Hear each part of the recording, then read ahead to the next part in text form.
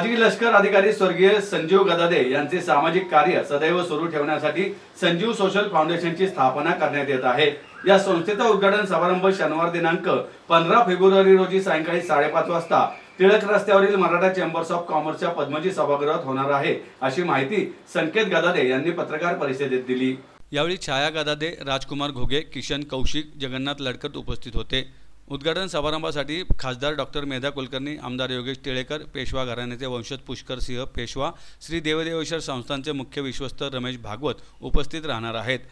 उद्घाटन समारंभ प्रसंगी इतिहास अभ्यासक जगन्नाथ लडकत यांचे अजिंक्य योद्धा बाजीराव आणि पालखेडची लढाई या विषयावर व्याख्यान होणार आहे। छाया गदादे म्हणाल्या, स्वर्गीय संजीव जयवंतराव गदादे हे निवृत्त लष्कर अधिकारी होते। ते स्वामी विवेकानंद विद्या मंदिर व स्वामी विवेकानंद अकॅडमीचे संस्थापक तसेच सदर्न कमांड बँकेचे माजी संचालक होते।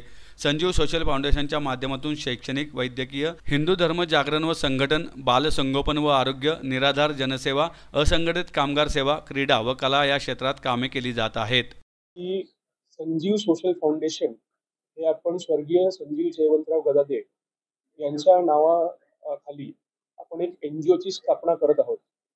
ही स्थापना करत असताना आमच्या सगळ्या सहकाऱ्यांचं असं त्या मागील हे होतं विश होती की त्यांनी जे केलेलं आजपर्यंत समाजकार्य आहे हे सर्वांपर्यंत पुढे पण चालू ठेवावं आणि सर्वांपर्यंत पोहोचवणं। त्यासाठी दिनांक 15 फेब्रुवारी 2025 येत्या शनिवारी मराठा चेंबर्स ऑफ कॉमर्स येथील पद्मजी सभागृहामध्ये स्वारगेटला आपण संजीव सोशल फाउंडेशनचं ओपनिंग ठेवलेलं आहे।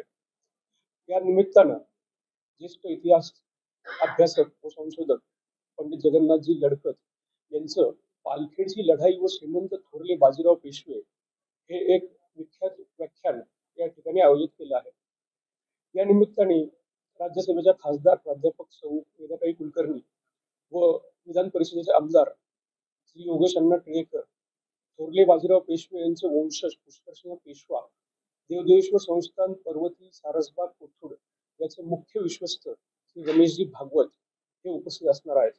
तर मी आपल्या सर्वांना विनंती करतो की या NGOच्या मार्फत जी इथून पुढे कामं होतील आणि ती कामं ऐकण्यासाठी किंवा आपण काय करणार आहोत त्याच्या डिटेल्ससाठी आणि हे जे प्रसिद्ध व्याख्यान आहे हे ऐकण्यासाठी आपण जरूर सर्वांनी यावं।